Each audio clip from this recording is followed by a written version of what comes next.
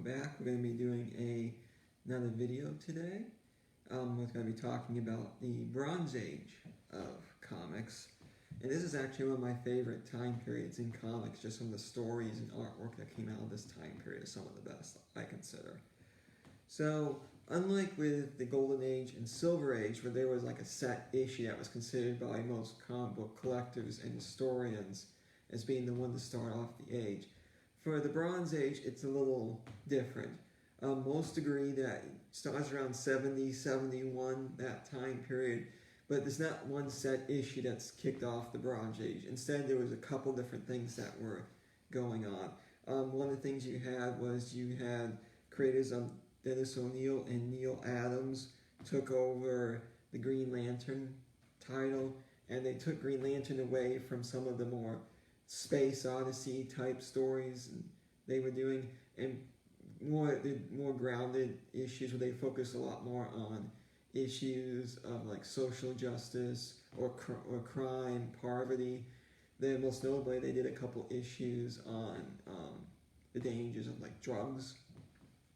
So very much this kind of shift away from kind of the goofy, campy type stories of the 60s to more serious type stories. You also had another event that happened around this time period. You had Jack Kirby, one of the great comic artists. He left Marvel and actually went to DC and started doing his Fourth World, or the stuff or stories with the New Gods. This happened around the same time. And you also had with Marvel, the first issue of Conan the Barbarian came out in 1970. So these were some of the issues and changes that happened in 1970-71 that kind of sparked what's considered the Bronze Age. So during the Bronze Age, there were some changes. There were some changes with the artwork, the storytelling. Like I mentioned, there was a lot more of a focus more on more real issues, covering like poverty, social justice. You saw an increase in representation of minorities and women in comics. You started seeing more in African American superheroes and women superheroes and stuff. Were all coming out from this time period. You also see a lessening of the rules by the Comics Code Authority on what could or could not be published. What ended up bringing this about was Marvel Comics actually teamed up with the United States government to do 2 issues of Spider-Man focusing on the dangers of drugs. At the time, the Comics Code Authority had a rule saying that there can be no mention or anything about drugs, even showing the dangers of drugs in comics, period. Marvel tried to argue that they had the backing of the U.S. government for this issues. The Comics Code Authority still said no. So Stan Lee, as editor, went ahead and had the issues published anyways without the Comics Code Authority seal on them, and there was no backlash or anything to the issues, and so that kind of caused the Comics Code Authority to realize that maybe they started lessening some of their restrictions, and in many ways it started the decline of the Comics Code Authority over the next couple of decades. But because of the changes, horror comics started to see a resurgence during this time period. You start to see, for instance, Marvel come out with a Dracula series, a Werewolf by Night series. They brought back Frankenstein. So you started seeing a horror genre that had been kind of dormant since the early 50s, started to make a bit of a resurgence during this time period. And I'm just going to show off some of the different comics from this time period too, but also to let you know too, with the Bronze Age, it kind of ended a little bit in the early 80s, about 1984, 1985, around there. There's not really a set ending for this time period. What they kind of consider is the ending and going into what's now being considered the Copper Age was when you started having Marvel and DC started doing major events. While comics at this time didn't have like some crossovers or heroes teaming up to fight against a common enemy and stuff.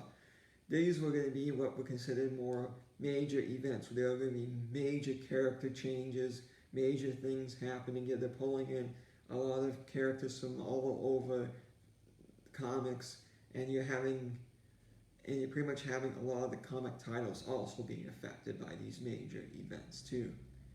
So that was kind of what's considered the start of the Copper Age and the ending of the Bronze Age in the 1980s.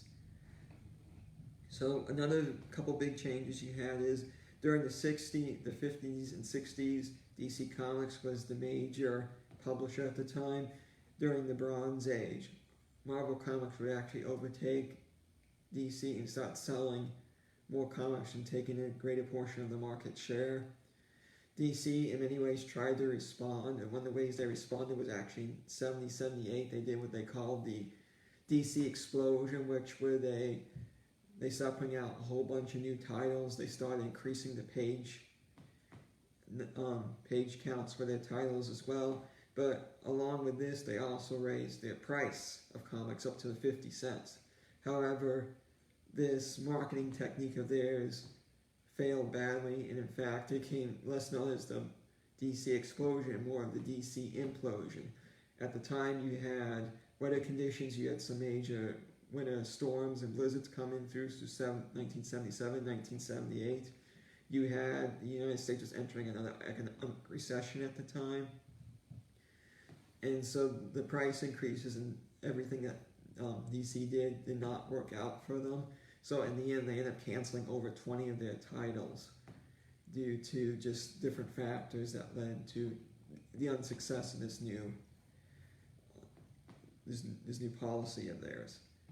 And so that kind of brings in the tail end of the Bronze Age, and of course in the early 80s, things start setting up to when they're going to start doing these major events. But today I brought in a couple of different Bronze Age titles for you. One of the ones I have here is called The Cat. This is one of Marvel's, a title that Marvel did to try and introduce a new superheroine to comics. They were hoping that this would actually appeal to female readers if they brought in some more female characters. They also, what's unique about this title is too, they actually have, they try to get more women creators involved. This series was actually written by a Linda Fight. She wrote. It was not a very long-lasting series. The sales were not well, so it only lasted 4 issues. But Linda Fight, who was actually working as an editor for Marvel, she did all 4 issues. You also had a great artist by the name of Marie Severin who helped do artwork for the first 2. So this was an opportunity that Marvel tried to put out more female characters and also had women creators helping to work on these characters as well. This is actually the first appearance of Greer Grant Nelson. She called herself the Cat for these 4 issues. Like I said, the series was not very successful, though it was canceled after 4 issues. And then the character actually would disappear for about a year, and then she would reappear, but she'll be going under a new name called Tigra, and she looks like more of a tiger than she does here. So that's the Cat. As I mentioned, horror kind of saw a resurgence this time period. This is one of the ones that DC was doing. Swamp Thing was a character that had originally appeared off in a one-off story in House of... Okay, it's starting again. Okay, and so another comic I have here is Swamp Thing #3. This is one of the horror characters that DC had introduced during this time period. Swamp Thing was actually meant to only originally be just like a one-off character, but the character did well enough that they decided to launch a series with him. This is issue 3. This is actually a notable key with Swamp Thing. This is the first appearance of Abby Arcane, who ends up becoming Swamp Thing's wife, but this is her first appearance in this comic right here. Next I have is Marvel Feature 11 from 1973. This issue is notable because it has the very first solo Thing story. Up to this point, Thing had always appeared even with the Fantastic Four, or he also sometimes would do team-ups with the Human Torch, when the Human Torch would do his own solo titles. But this is the first time where it's just the Thing having his own solo story, though of course the Hulk shows up and those two battle it out. And the final issue I brought today is Detective Comics 466. This is the first modern appearance of Signal Man. This was a superhero a supervillain that Batman had fought in the early 60s, but he only made a couple appearances, never really amounted to much. It became like one of his big villains, like Penguin or Joker did. But he does make a reappearance about 15 years later in this one, so this is considered his first modern appearance. So that's it for today about talking about the Bronze Age. We're actually next week going to take a little bit of a break away from the history of comics, and instead I'm going to showcase some of the graphic novels that we have in our collection here. And if these are anything that you may be interested in reading, you can actually go ahead and request them by either calling or you're going to the library's website